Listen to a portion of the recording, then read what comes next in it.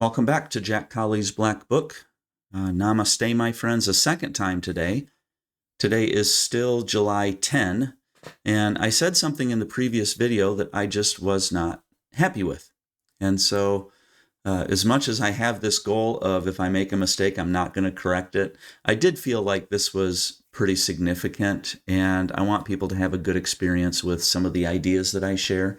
So we are going to return to July 10 right here. Notice I put a 10.2 up in the corner of the green box. So this is, I guess, 10.2. It's kind of an addendum. It's not really replacing the other one, but it's kind of an addendum. So we were talking about dreams, and I changed something on here because, let me zoom into this. When we were talking about dreams, I had initially said, where it said associate, I had written free associate.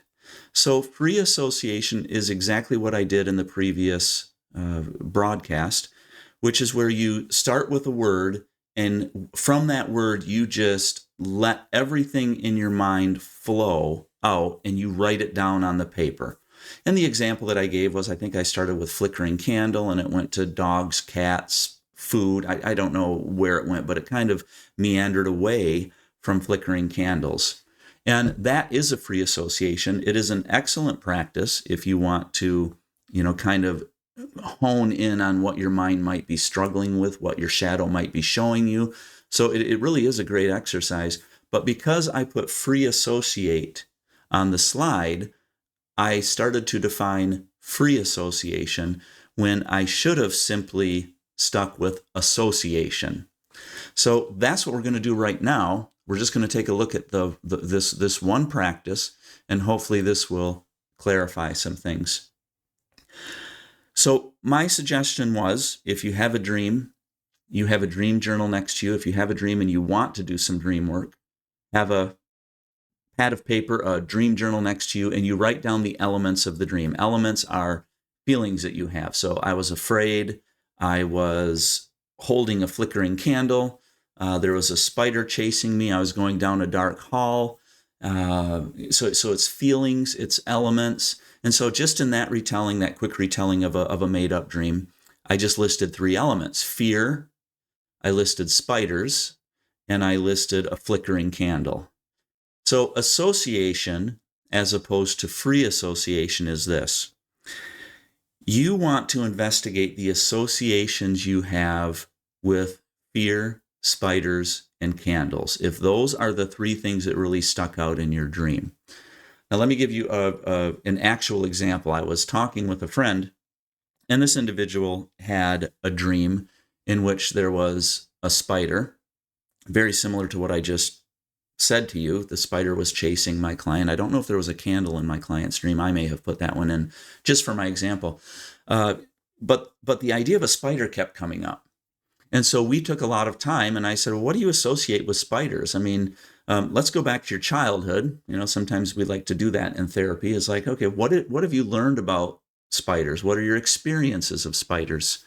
And this individual said, all I remember is whenever there was a spider in the house, my mom would completely just lose it and freak out, and I would have to come in and I would have to take care of the spider. I'd have to step on the spider and clean up the mess. And as we investigated that more and more, and again, you got to be a little bit careful, because I think sometimes if we read into things a little bit too much, we can maybe create things. I don't know. You just have to be careful, and you have to have enough sense of agency if you're going to do this to be able to say, yeah, that makes sense, or oh yeah, maybe. Consider it certainly, but don't feel like you have to accept everything all the time either. But anyway, this individual, that was one of the earliest memories of spiders. And we had a chance to talk about this association that he made. So it wasn't like free association where he went down a path and then, came up with a bunch of unrelated stuff. This was a deliberate association. And this is what I would encourage you to do with dream work. Come up with deliberate associations. We were able to have a discussion. What is it like to see your first god fearful of a spider? So when you are born, your first gods, this is what I teach my students, your first gods are your parents. Those are the first gods that you know.